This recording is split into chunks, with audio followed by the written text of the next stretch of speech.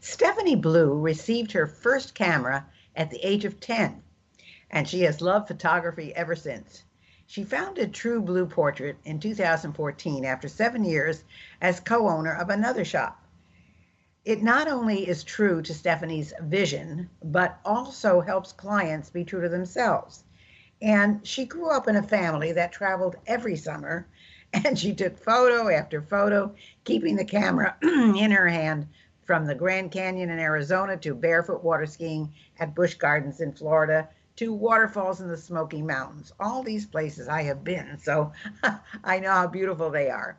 Unlike many photographers, that's FAUX, who receive a new camera and declare themselves in business, she developed the discipline to move from one simplistic automatic camera to full manual operation.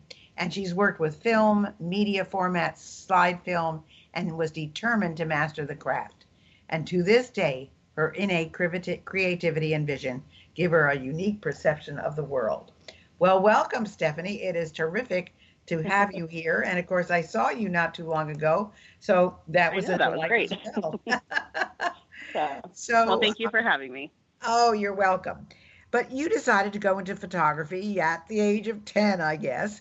So, and you do a great job. I mean, I've seen your photographs. They're absolutely astounding. And not only do you work with people, though, you also work with pets, which, of course, is my passion. And how do you find them different from people? A lot. Dogs are not so bad. They are fairly trainable. But cats, we don't do those anymore. Yeah, they when you hear the saying, it's like hurting a bunch of kittens. It truly is.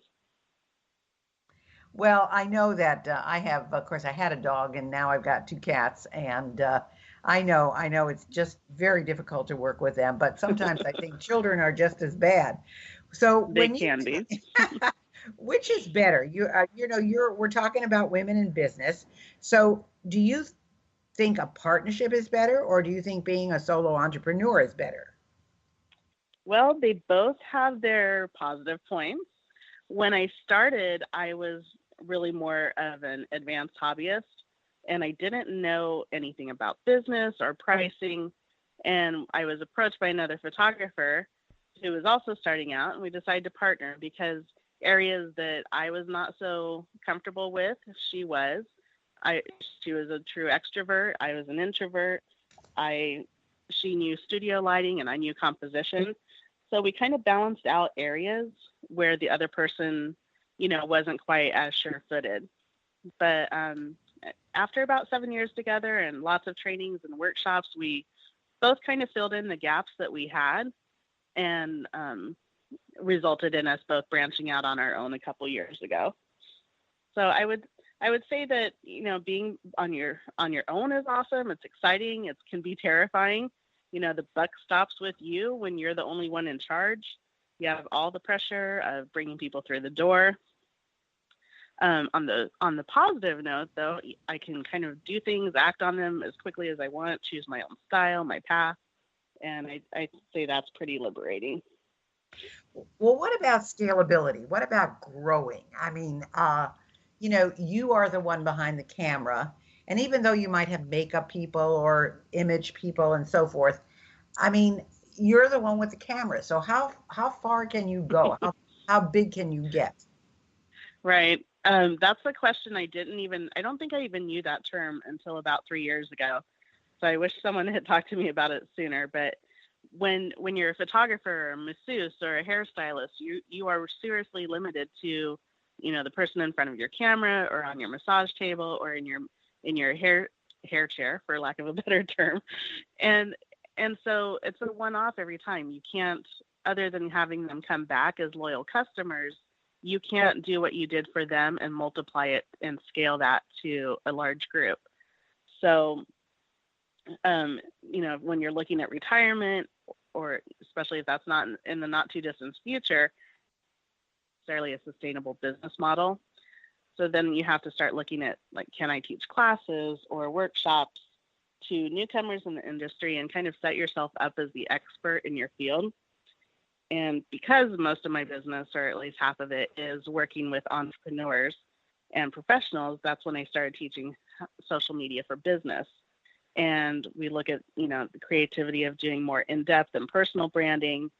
And I'm working on an ebook about branding that should be out in the next couple of weeks. So you have to look at different ways that you can scale. And if you can't scale, then how can you get multiple streams of income coming in? So do you have a target demographic? I mean, is there a group that is more profitable for you than others? You know what? When we started doing this, we knew women were like the primary buyers for photography, and they needed to have a certain amount of income for their home and be a certain age. Usually they were going to be moms or at least business professionals. But then here in Southern California, you're like, well, there's a lot of people that, are kind of socialites, and they'll drop several $100s on a dress and, hundreds for handbags. So they seem to kind of be the target demographic, but the marketing efforts were falling flat. So then we had to delve into those deeper psychographics. And what it came down to is that it's really about people. They have to feel a certain way about your product, and they have to value it. It has to be a priority. So those valuing it and being a priority, because we've had people with that'll gift someone a session because they've had such a great time, and they buy a session for someone else. But if they weren't really in the market for photography, they'll take the free session and the free complimentary print, but they typically don't invest beyond that because it wasn't something that was already on their agenda. And then there have been military families that come through, and they're on a fixed budget, but they'll invest big because family is super important to them. They know that these are heirloom portraits that are going to be handed down from generation to generation.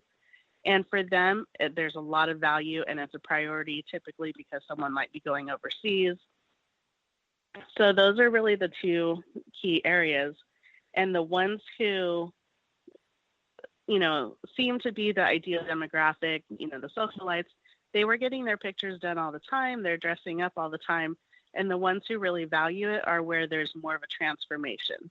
So sometimes it's women who haven't felt very photogenic before, and now they've had this huge transformation. They feel beautiful, they feel great, and now they have that value.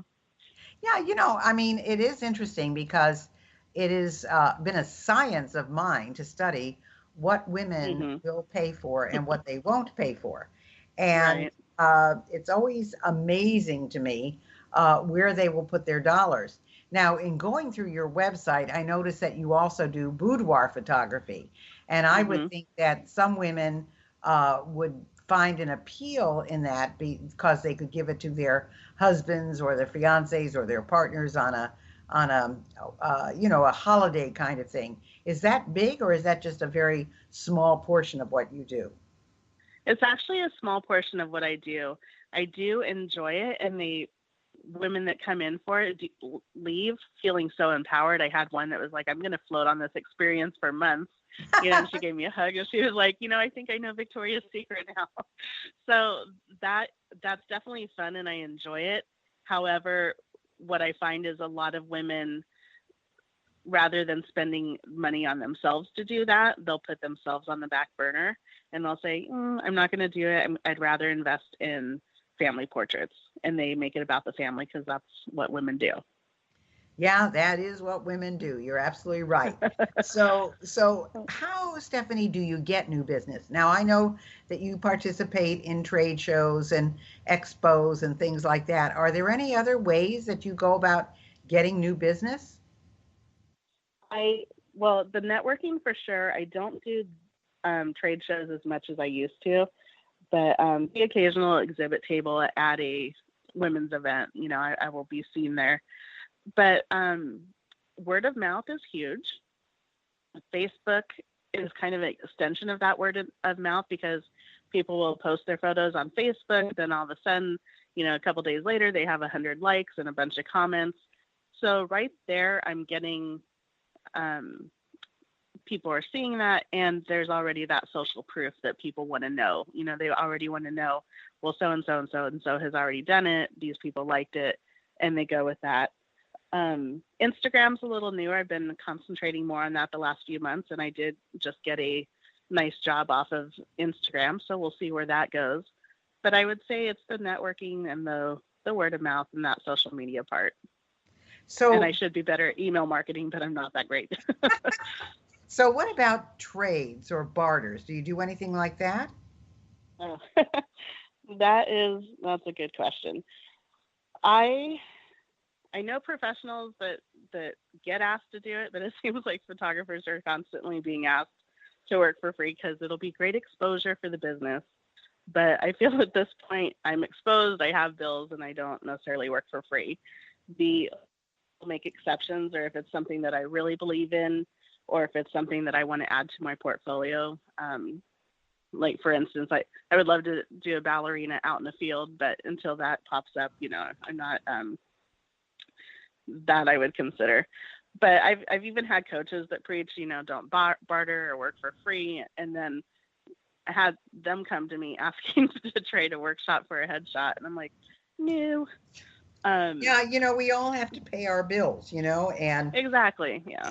And you might do it in the beginning, when you're starting out. And I think, women who are listening to this show, they're all running into the same thing. What do I do to make myself known?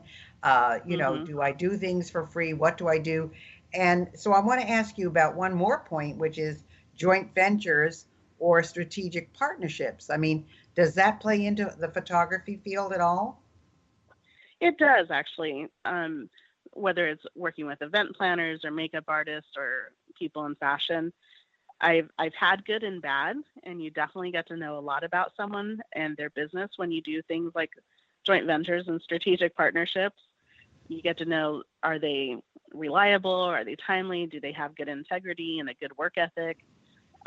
What's the quality of the product? It's almost like getting a glimpse behind the closed doors, and you really see the real person. But I just recommend for the audience that if you do something like that, just go in with eyes wide open. You don't want to set your expectations too high. I know personally I'd rather be pleasantly surprised than disappointed. I know a lot of times people are like, oh, we'll all come together and everyone can promote to all their databases. And people are busy, and it just doesn't happen too often. And you need to kind of understand that going in. But I don't discourage people from doing that. I currently have 2 joint ventures I'm working on, and you make connections and your business gets in front of more people. So that's good. But it is up to you to follow up with those people and nurture those new relationships and keep building your business. Well, it's true. And sometimes, one part of the party does more than the other, and so there has to be equal sharing. So what are you working on now that fuels your passion even more?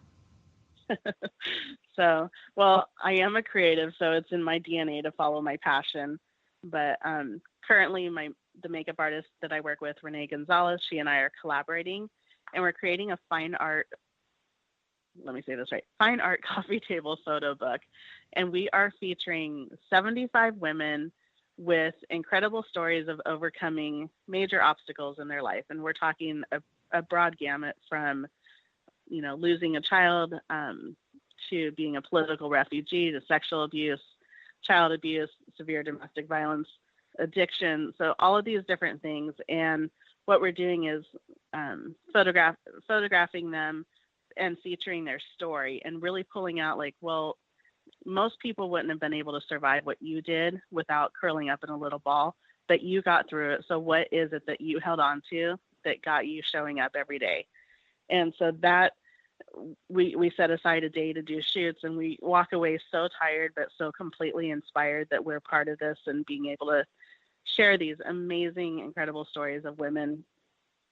And our end goal in this is, she and I are both single moms, and we want to empower the next generation. So to have women and moms out there sharing this with the next generation and letting those young girls know that they're going to be strong, independent women that can overcome anything too. So that's I could go on for hours. Like, I have goosebumps just talking about it. So. Well, it's interesting because as you probably know, I'm a 3-time breast cancer survivor.